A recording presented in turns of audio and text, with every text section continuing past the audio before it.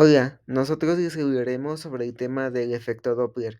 Nuestro equipo se conforma por Castillo Carrizosa Jimena, Del Ángel Sarmiento Astrid, Otero Carrillo Emanuel, Pérez Martínez Sebastián, Ramírez Villa Ángel de Jesús y Rebolledo Figueroa Pablo Emilio.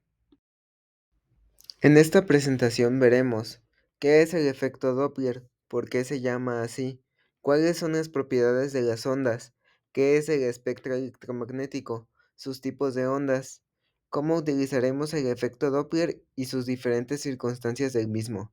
Bueno, empecemos.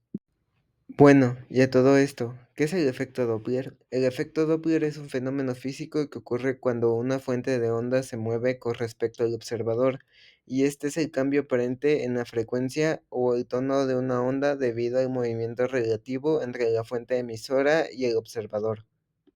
Christian Andreas Doppler nació en Salzburgo el 29 de noviembre de 1813 y murió en Venecia el 17 de marzo de 1853. Fue un físico y matemático austriaco conocido principalmente por el efecto Doppler, que describe cómo la frecuencia de una onda cambia dependiendo del movimiento relativo entre la fuente que emite la onda y el observador. Esto explica por qué el sonido de una ambulancia se vuelve más agudo al acercarse y más grave al alejarse.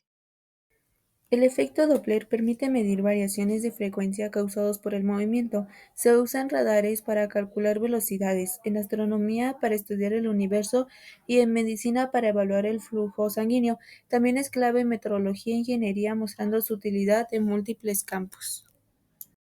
Las ondas se caracterizan por su longitud de onda, frecuencia y amplitud. La longitud de onda es la distancia entre picos o comprensiones. La frecuencia indica cuántos ciclos ocurren por segundo, inversa a la longitud de onda, y la amplitud representa la intensidad o desplazamiento del medio.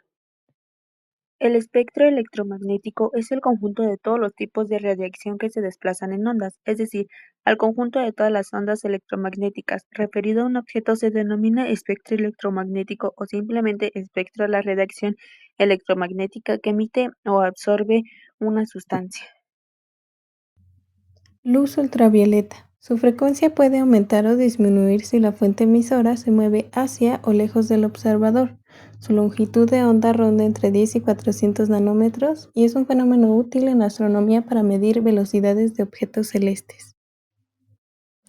Los rayos X son radiación electromagnética de muy alta energía, de longitud de onda muy corta y son radiación ionizante, lo que les confiere capacidad de dañar tejidos o materiales.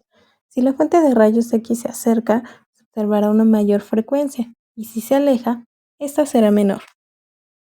Rayos gamma normalmente provienen de procesos nucleares, fusiones, interacciones de partículas de alta energía o eventos astrofísicos extremos, y debido a su muy alta energía, tienen muy alto poder de penetración y son fuertemente ionizantes.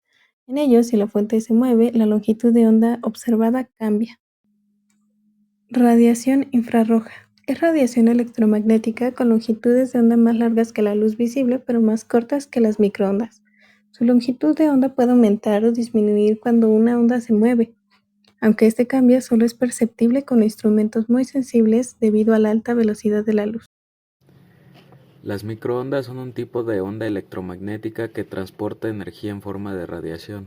Se utilizan en muchos dispositivos tecnológicos y también para calentar alimentos. Su funcionamiento se basa en hacer vibrar las moléculas de agua, lo que produce calor. En física son importantes porque muestran cómo la energía puede transmitirse sin contacto directo. Las ondas de radio son las más largas del espectro electromagnético y transportan poca energía. Son esenciales para la comunicación moderna como la radio, el Wi-Fi y los satélites. En física se estudian por su capacidad de reflejarse, refractarse y propagarse a través del aire. Gracias a ellas podemos enviar información a grandes distancias sin usar cables. El efecto Doppler se usa para medir la velocidad entre una fuente y un receptor de ondas. Se aplica en varios campos como los radares de tráfico para medir la velocidad de los autos, en medicina para analizar el flujo sanguíneo, en astronomía para saber si las estrellas se alejan o se acercan, en meteorología para estudiar el viento, en navegación con sonar y también en la vida diaria, como cuando notamos el cambio de tono en la sirena en una ambulancia. Cuando el emisor se acerca, las ondas se comprimen y el sonido se oye más agudo. Cuando se alejan, las ondas se alargan y el sonido se oye más grave. La fórmula es F' es igual a F por V dividido entre B menos BE, donde F' es la frecuencia que oye el receptor, F es la frecuencia real emitida, V la velocidad del sonido y B la velocidad del emisor. Si el receptor se acerca, recibe más ondas por segundo, por lo que la frecuencia aumenta y el sonido se oye más agudo. Si se aleja, el sonido se oye más grave. La fórmula es F' es igual a F por V más BR dividido entre V, donde F' es la frecuencia percibida, F la frecuencia emitida, V la velocidad del sonido y BR la velocidad del receptor. Otro caso es cuando tanto el emisor como el receptor están en movimiento, provocando que la frecuencia del sonido cambie según la dirección de ese movimiento.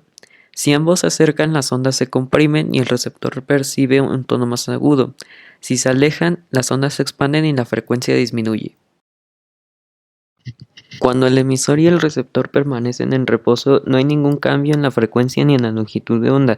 El sonido y la luz llegan tal como fueron emitidos, ya que la distancia entre ambos no varía con el tiempo, por lo que no existe efecto Doppler, pues la fuente y el observador están completamente quietos uno respecto al otro. El efecto Doppler se puede calcular con fórmulas que relacionan la frecuencia observada con la emitida, tomando en cuenta la velocidad del sonido y las velocidades del emisor y el receptor. Una expresión general es la que se encuentra resaltada. Esta fórmula permite determinar si la frecuencia aumenta o disminuye según se acerquen o se alejen. Y con esto concluimos nuestra presentación sobre las ondas y sus diferentes fenómenos. Esperemos que les haya ayudado a comprender cómo funcionan las microondas, las ondas de radio y otros efectos importantes como la resonancia y el efecto Doppler, entre otros. Gracias por su atención y esperamos que esta información les sea útil para sus estudios y para entender mejor la física que nos rodea en la vida diaria.